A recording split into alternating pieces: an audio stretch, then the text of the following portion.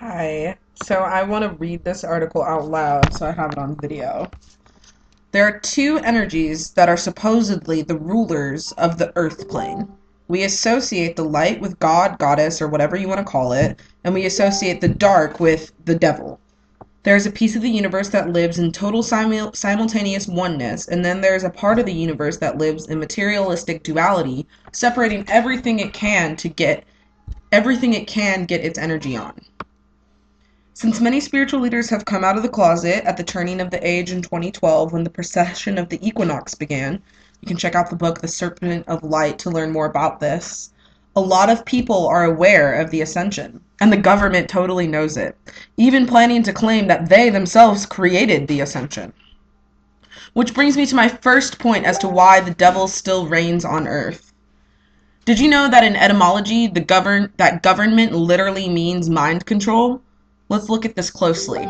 How is it that governments around the world have people going to work, leaving their communities, and depending on the system that they created for every human need? The leaders behind the government don't want to be of service to the people. In fact, their number one motive is power and control. And you can see that in the competitiveness they have created across the board in the elections and how they deal with other countries and how the leaders talk to us when they appear on the news.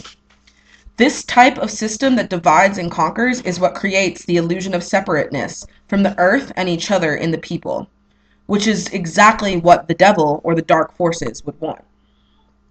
How materialistic is our society to believe that in order to live a happy, successful life, you must drive a big, nice, shiny car, have a big house filled with a bunch of stuff you may or may not use?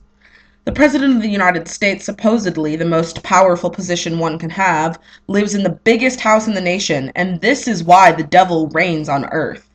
Only he would be so materialistic as to have a big house when some people have nothing at all. Materialism is the number one blocker for anyone to expand their consciousness. When you're so focused on the image you portray in this physical world, how could you possibly see that there was any other reality? Desire and materialism go hand in hand with the misuse of power, which is exactly what the devil does, misuses his power to manipulate the mind. How are we, as a whole, totally okay with the fact that we are all simultaneously killing our planet and not give one shit about that fact? Why aren't we taught in school that the earth is a living being just like me and you, who walk on her, and that the actions we take here directly affect every single one of her cells? Nobody, unless you're a spiritual hippie loving nature freak like me, tells their children to love the earth or to care for the ground you walk on. Were the Native Americans so wrong to live as closely to the earth as possible, or were they in fact wiser than the settlers, but innocent and naive in the way they used their power, as the connection to spirit was still alive and pure? The earth is the number one way to connect with spirit and oneness. And because most people in today's third dimensional reality worship cars, money, and clothes, the devil reigns on earth. Why aren't we living in terrible famine anymore? Because there is hope. And that hope is in those who still choose to remain pure in intention and clear on their connection with the universe and the earth. Those people are called light workers. Sent by the creation of life, light workers do their job to hold down the oneness and connection vibes, which is why there is such a mass awareness of ascension on this planet now. The light workers have more than doubled on this planet, and even though there is much awareness of the other side, ascended masters, archangels, etc., I'm still seeing a lack of wanting to deeply connect with Earth. How do we change this? We stop living in fear. Fear is the number one tool used by the government to get people to continue to comply with their broken system. How is it that we have been at war with a country that is halfway around the world for almost 13 years now and nothing has changed?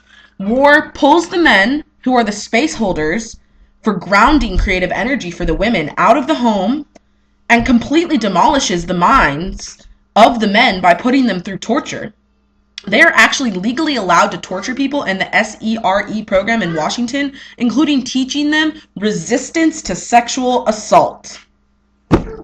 They keep people living in fear of their lives so that they can torture people and have them go fight a war that really only benefits about 1% of the people who live in the United States.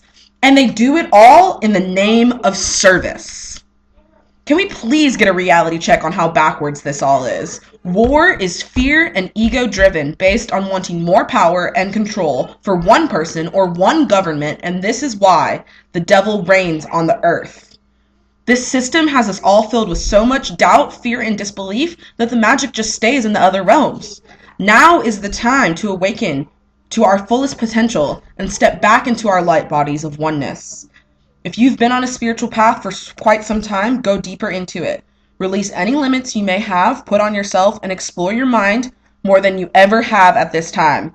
If you are just waking up to this reality, open your mind too. Explore the realms of possibility and strengthen your bright light so it shines ever so brightly it attracts others who want to wake up too.